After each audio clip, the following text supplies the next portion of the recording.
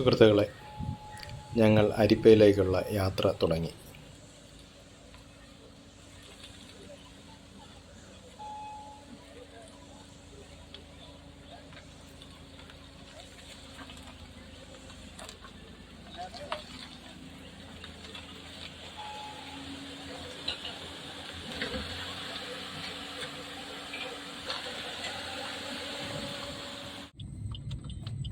നമ്മളിനി ഫോറസ്റ്റ് ഏരിയക്കകത്തോട്ട് കടക്കുകയാണ്. ഇന്ന് അവധി ദിവസമായതുകൊണ്ട് ഉദ്യോഗസ്ഥരാരും ഇവിടെ ഇല്ല. ഉണ്ട്, ഇപ്പം അവധിയൊക്കെ ആയതുകൊണ്ട് ആൾക്കാരുടെ എണ്ണം കുറവാണ്. ഇപ്പം നമ്മൾ കാട്ടിനകത്തോട്ട് കയറുകയാണ്. അവരുടെ ഓഫീസിലൊക്കെ പോകുന്ന വഴി. വലത്തോട്ട് പോകുന്നത് നമ്മളെ ടെൻറ്റിലേക്ക് പോകുന്നത് വഴിയാണ്. പിന്നെ ചില സമയത്ത് ഈ കാറ് കയറാൻ തന്നെ ഭയങ്കര ബുദ്ധിമുട്ടായിരിക്കും അതുവഴി. അപ്പം നമ്മൾ കൂടുതൽ അലിയാര ജീപ്പാണ് അന്ന് ഡിപ്പെൻഡ് ചെയ്യുന്നത്.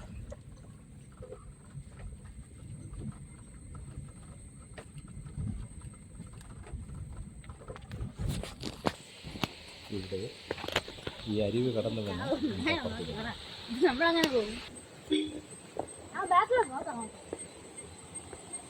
വെറും കരിങ്കല്ലുകൾ പാകിയ ഒരു ചപ്പാത്താണിത്. ഇതിൽ കാറ് ഇറക്കി വരുമ്പോൾ ചിലപ്പോൾ ചില കല്ലുകൾ ഇതിൻ്റെ അടിഭാഗത്ത് തട്ടാനുള്ള സാധ്യതയുണ്ട്.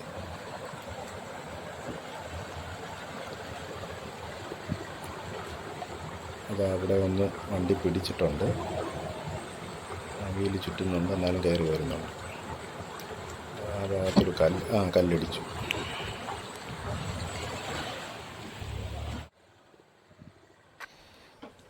ഇവിടുത്തെ വെള്ളത്തിൻ്റെ പ്രത്യേകത വളരെ തെളിഞ്ഞ വെള്ളമാണ്. കണ്ണീര് പോലത്തെ വെള്ളം. കലങ്ങി കണ്ടിട്ടേ ഇല്ല ഇവിടെ, മഴ സമയത്തല്ലാതെ. മഴയായിക്കഴിഞ്ഞാൽ ഇവിടെ കൂടെ ചിലപ്പോൾ ജീപ്പ് പോലും പോകുന്നത് ബുദ്ധിമുട്ടുള്ള കാര്യമാണ്. മിക്കവാറും ഈ ഭാഗത്ത് ആ മരത്തിൻ്റെ അടുത്തൊക്കെ എപ്പോഴും ആന ഉണ്ടാകും. രാത്രി കാലങ്ങളിൽ മിക്ക ദിവസവും ഞങ്ങളിവിടെ താമസിക്കുന്ന ദിവസങ്ങളിൽ ഈ ഭാഗത്ത് ആന സ്ഥിരമായിട്ട് കാണുന്നതാണ്. മഴ ഇല്ലാത്ത സമയത്ത് വെള്ളം കലങ്ങി വരികയാണെങ്കിൽ മുകളിൽ ആനയുണ്ടെന്ന് മനസ്സിലാക്കണം.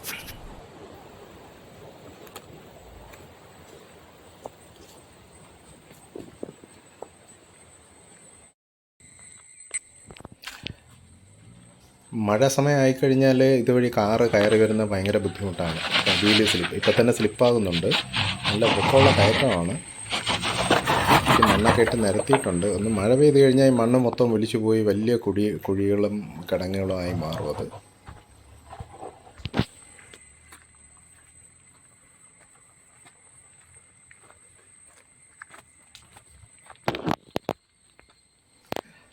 ഇതിനുള്ളിലാണ് നമ്മൾ ടെൻ്റ് അടിക്കാൻ പ്ലാൻ ചെയ്യുന്നത്. അവിടെ ഒരു ഇലക്ട്രിക് ഫെൻസിങ് ഉണ്ട്. കേരള ഫോറസ്റ്റ് ഡെവലപ്മെൻറ്റ് കോർപ്പറേഷൻ്റെ ഒരു എക്കോ ടൂറിസം പദ്ധതിയുടെ കീഴിൽ വരുന്ന ഒരു ഏരിയയാണിത്. പണ്ടിവിടെ ഒരുപാട് മരങ്ങളൊക്കെ നട്ടിരുന്നു. അപ്പം മരങ്ങൾ മുറിച്ച് കഴിഞ്ഞിട്ട് ഈ സ്ഥലം എക്കോ ടൂറിസം പദ്ധതിക്ക് വേണ്ടിയിട്ട് മാറ്റിയിട്ടിരിക്കുകയാണ്. ഇതിൻ്റെ ഉള്ളിലോട്ട് പോയി കഴിയുമ്പോൾ അവിടെ ഒരു 5 കോട്ടേജുകളുണ്ട്. പണ്ട് ടെൻ്റായിരുന്നു, അത് മാറ്റി ഇപ്പോൾ കോട്ടേജാക്കി. അപ്പോൾ ഞങ്ങൾ കോട്ടേജ് ബുക്ക് ചെയ്താണ് ഇവിടെ വന്നത്. പക്ഷേ ഞങ്ങൾ ഇത്തവണ ഒരു ക്യാമ്പിംഗ് ആണ് പ്ലാൻ ചെയ്യുന്നത്. അതിൻ്റെ ഇപ്പുറത്തെ സൈഡിലായിട്ട് ഇതിന് ചുറ്റും ഇലക്ട്രിക് ഫെൻസിങ് ഉണ്ട്. ആ ഫെൻസിങ്ങിൻ്റെ അകത്ത് വണ്ടി കയറ്റാൻ വേണ്ടി ആ ഗേറ്റിലെ കമ്പികൾ ഊരി മാറ്റി അത് തുറക്കണം. തുറന്ന് അകത്ത് കയറിയിട്ട് വീണ്ടും അടയ്ക്കണം, ഇല്ലെങ്കിൽ ആനകൾ കയറി വരാൻ സാധ്യതയുണ്ട്.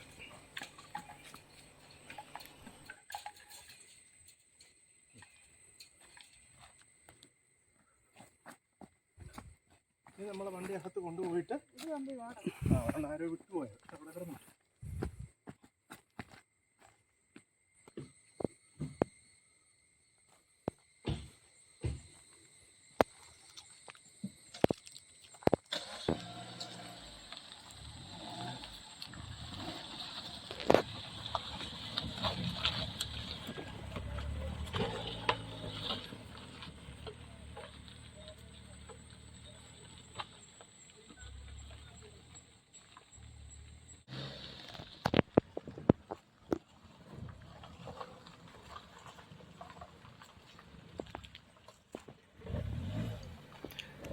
അങ്ങനെ നമ്മൾ ആ ക്യാമ്പിംഗ് സ്പോട്ടിലെത്തി.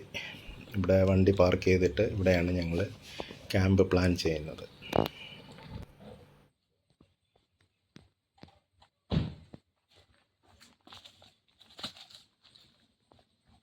കാറിനുള്ളിൽ അത്യാവശ്യമുള്ള സാധനങ്ങളൊക്കെ കരുതിയിട്ടുണ്ട്.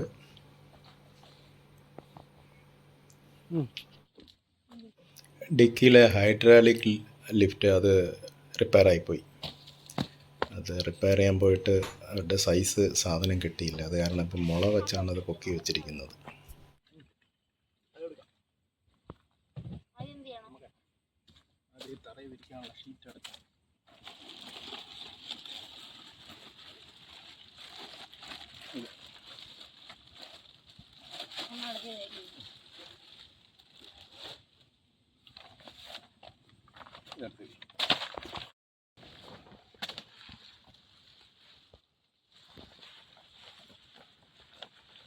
പിന്നെ ഒരു സാധനം തന്നു.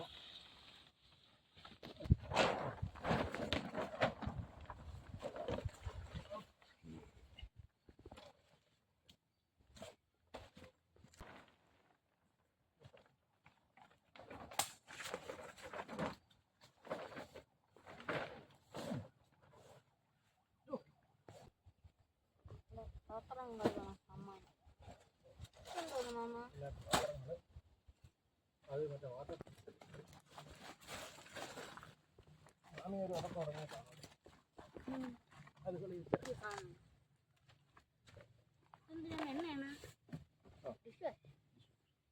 ഇത് സ്റ്റൂള്.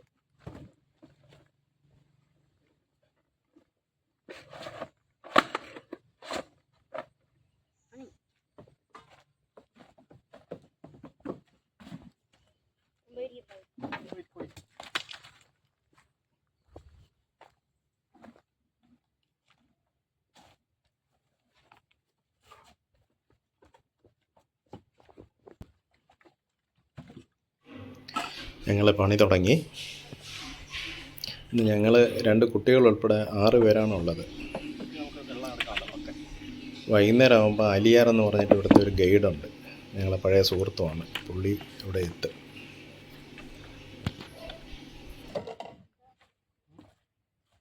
അലിയാർക്ക് ഈ കാട് സ്വന്തം വീട് പോലെയാണ്. പുള്ളിക്കൊരു ജീപ്പ് ഉണ്ടായിരുന്നു, ഇപ്പം കുറച്ച് നാളുകൾക്ക് മുമ്പ് അത് കൊടുത്തു. അദ്ദേഹം 12ാമത്തെ വയസ്സിൽ ഈ കാട്ടിലോട്ട് പണിക്ക് കയറിയതാണ്. കാട് മൊത്തം പുള്ളിക്ക് കാണാപ്പാടമാണ്. അവിടുത്തെ മൃഗങ്ങൾ പോലും അദ്ദേഹത്തിന് കൃത്യമായിട്ട് ഇന്ന സൈഡിൽ പോയ ആനയുണ്ട്, ഇന്ന ആന നിൽപ്പുണ്ടെന്ന് മണം കൊണ്ടും ചെടികൾ ഒടിയുന്ന ശബ്ദമൊക്കെ കൊണ്ട് പറയും. എത്ര ആനയുണ്ടെന്ന് വരെ പറയും. അതാണ് പുള്ളിയുടെ ഒരു പ്രത്യേകത. ഡിക്കിയിൽ പെട്ടെന്ന് ഒരു 30 സെക്കൻഡിൽ ഫിറ്റ് ചെയ്യാനും ഉരി മാറ്റാനും പറ്റുന്ന രീതിയിലുള്ള ഒരു ചെറിയ ഡൈനിങ് ടേബിളാണ്. നമ്മൾ യാത്ര ചെയ്യുമ്പോഴൊക്കെ വഴിയിൽ ചായ കുടിക്കാനോ ബ്രേക്ക്ഫാസ്റ്റ് കഴിക്കാനോ കാറിലിരുന്ന് എന്തെങ്കിലും കഴിക്കാനൊക്കെ ഉണ്ടെങ്കിൽ പുറകിൽ നിന്ന് ആ ടേബിളിൽ വെച്ച് കഴിക്കാൻ നല്ല സൗകര്യമാണ്.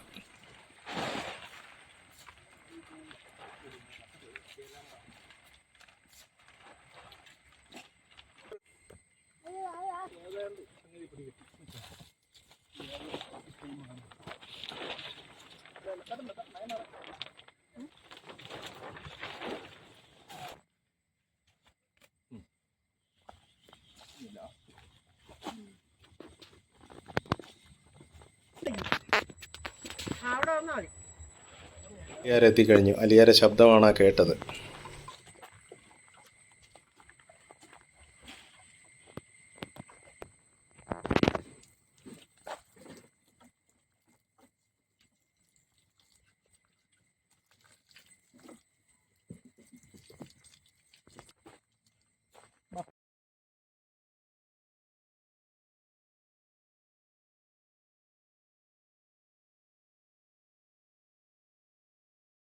ഉച്ചഭക്ഷണം ഞങ്ങൾ വീട്ടിൽ നിന്ന് ഉണ്ടാക്കി കൊണ്ടുവന്നു. അത് ആദ്യം ഇവിടെ ഇരുന്ന് കഴിക്കുകയാണ്. രാത്രിത്തെ ഭക്ഷണം ഞങ്ങളിവിടെ പാകം ചെയ്യും. അലിയാർ നല്ലൊരു കുക്ക് കൂടെയാണ്. അദ്ദേഹത്തിൻ്റെ ചിക്കനും മറ്റ് കറികളും ബിരിയാണിയൊക്കെ വളരെ സ്വാദിഷ്ടമാണ്.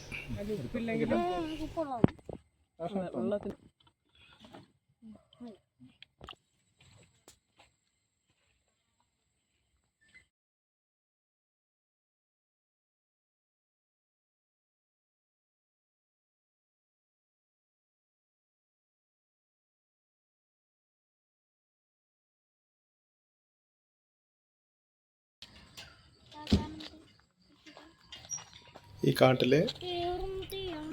കടുവ, പുലി, കരടി തുടങ്ങിയ വന്യമൃഗങ്ങളും രാജവെമ്പാല അതുപോലുള്ള മറ്റ് പല ഇനം കേരളത്തിൽ കാണുന്ന പാമ്പുകളും ധാരാളം പക്ഷികളും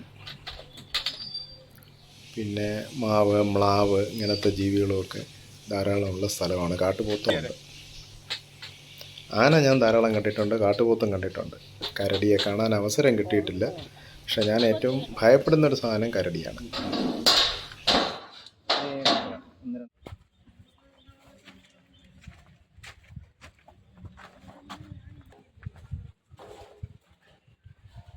ശ്രീകുട്ടൻ വാഷ് ബേസിൻ സെറ്റ് ചെയ്യണ തിരക്കിലാണ്.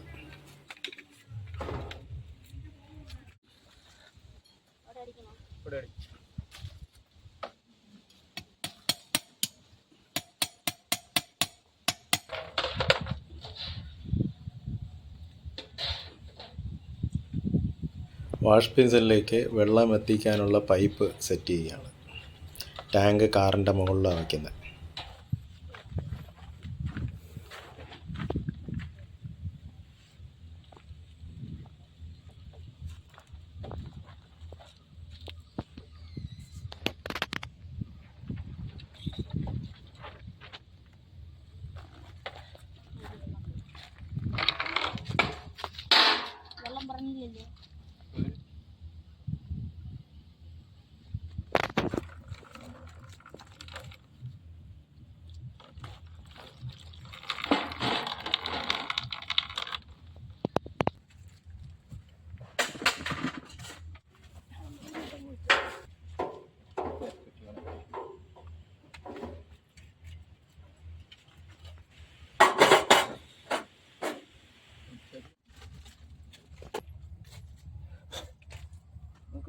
പെട്ടെന്ന് കുക്ക് ചെയ്യാനാണ് ഈ പരിപാടി. രണ്ടുപേരും സ്റ്റൗ സെറ്റ് ചെയ്യുന്ന തിരക്കിലാണ്.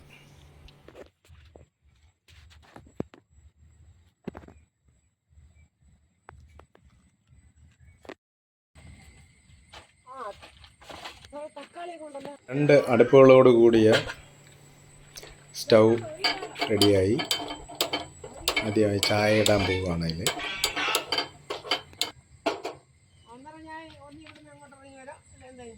അത് തന്നെ, ഞാൻ കത്തിയിലാണ് പിന്നെയും അടിച്ചു. ഒരു മാസം ചങ്കിലിപ്പോ താമസിച്ചാണ്. കുറച്ച് ദിവസം നിൽക്കുന്നതാണ് പിന്നെ പൊക്കളയാത്ത സാറിൻ്റെ ഒരു 3-4 ആണുങ്ങൾ വരത്തക്ക രീതിയിൽ വരിക. അദ്ദേഹമാണ് അലിയാർ.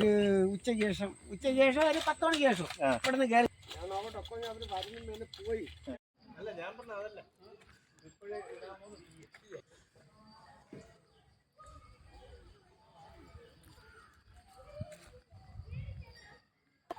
ഇവിടെ കൊള്ളാമോ?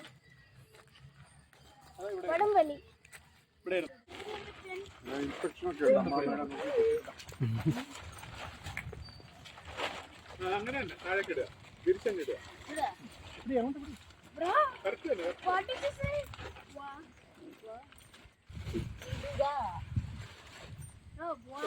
ഇതല്ലേ ഇവിടെ തറയിൽ അടിക്കാനുള്ള, അത് പിന്നെ അടിക്കാം. അതിന് മുമ്പ് ഈ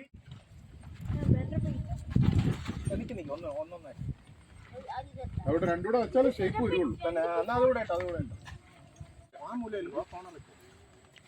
അതെ,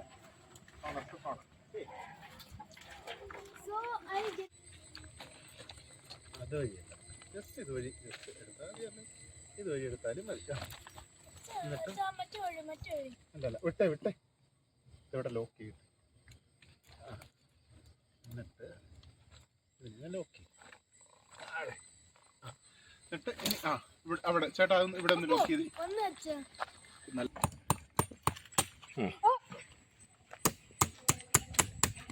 നമ്മൾ സപ്പോർട്ടിന് വേണ്ടി രണ്ടെണ്ണം.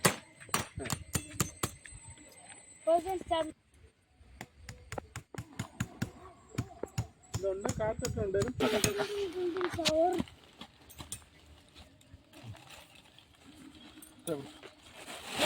അല്ല, ഇവിടെ ഒന്ന് കെട്ടിട്ടാ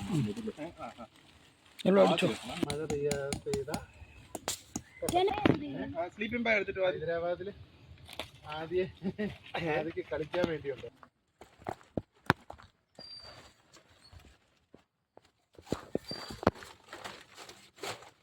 ടെൻ്റ് റെഡിയായി.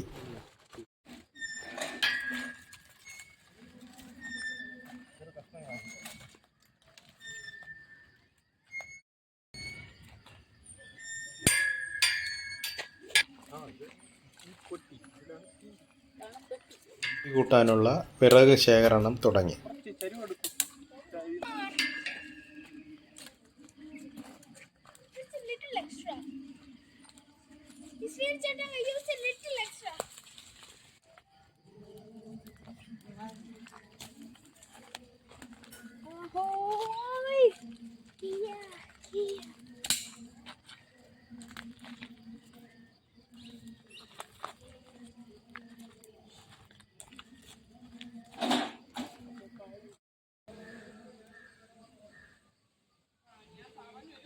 അമ്മാവന്റെ ക്യാമ്പിംഗ് സെറ്റപ്പ്.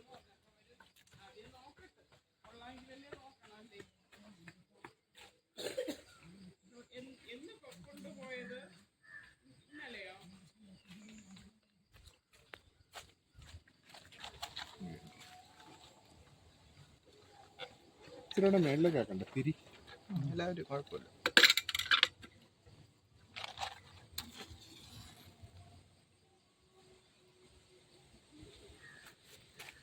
ഇതിൻ്റെ പ്രത്യേകത കത്തിച്ചു കഴിഞ്ഞാൽ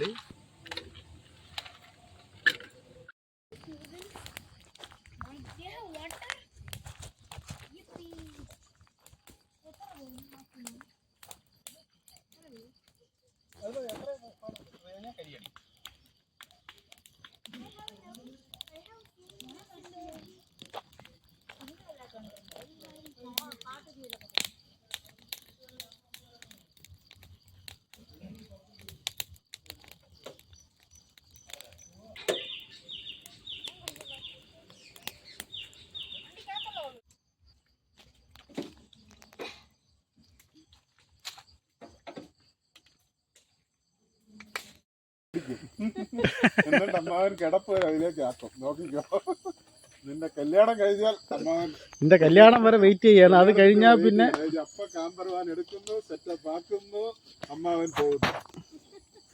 പിന്നെ അമ്മാവൻ ഗയനാണെന്ന് തോന്നുന്നു. നല്ലൊരു മണം എന്നൊക്കെ പറയേണ്ടി വരും. എനിക്ക് തോന്നുന്നത്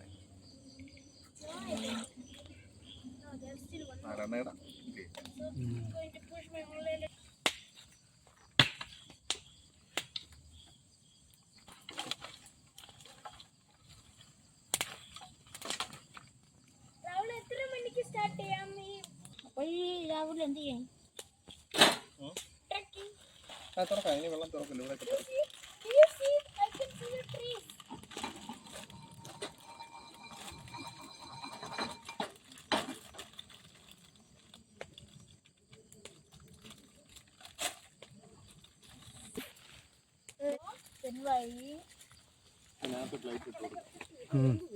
No, maybe jumping. My father is going to jump here.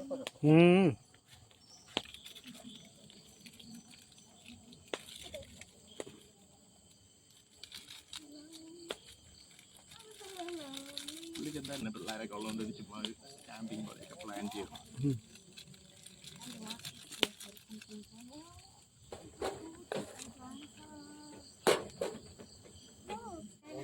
അവിടെ തന്നെ വെച്ചിട്ടുണ്ടോ? അമ്മായി കണ്ടുണ്ടാവില്ല. ഇനി ഒന്ന് രണ്ട് സാധനങ്ങൾ എനിക്ക് വാങ്ങിക്കാനുള്ള സമയം കിട്ടിയില്ല.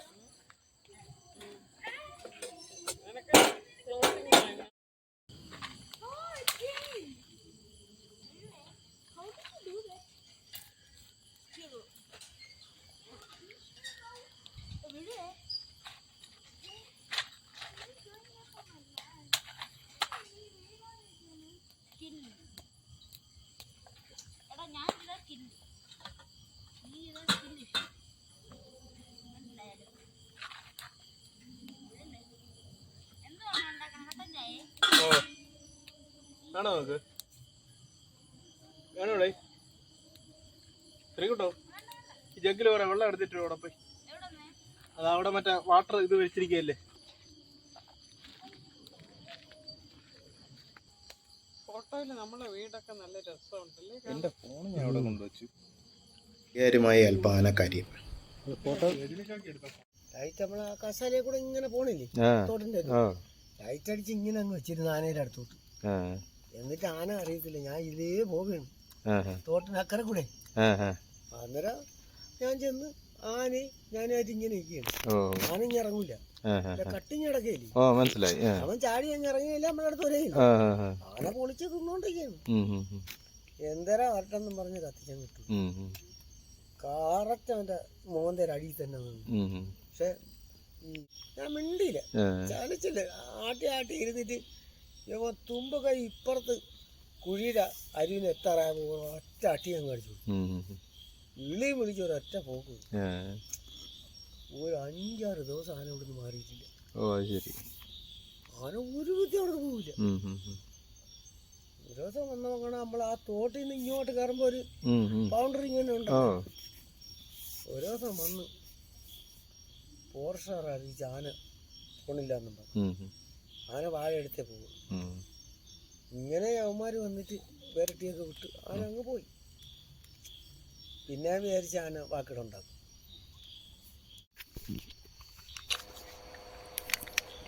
താഴെ അരുവിയുടെ അടുത്ത് ആനക്കൂട്ടം വന്നെന്ന് പറയുന്നു. നോക്കാം. അരിക്കാട്ടി മിണ്ടാവില്ല. ഇത് ഈ ആളുടെ അരിക്കാട്ടും ഇവിടെ ഫെൻസിങ് ഇല്ലേ? ഇവിടെ ഉണ്ട്. എവിടെ? ഇവിടുന്ന് അങ്ങോട്ട്. ഓ താഴോട്ട്. അലിയരെന്താ പറഞ്ഞ് അടിച്ച അടിക്കുമ്പോഴേ പെട്ടെന്ന് അനങ്ങാവുന്നത്.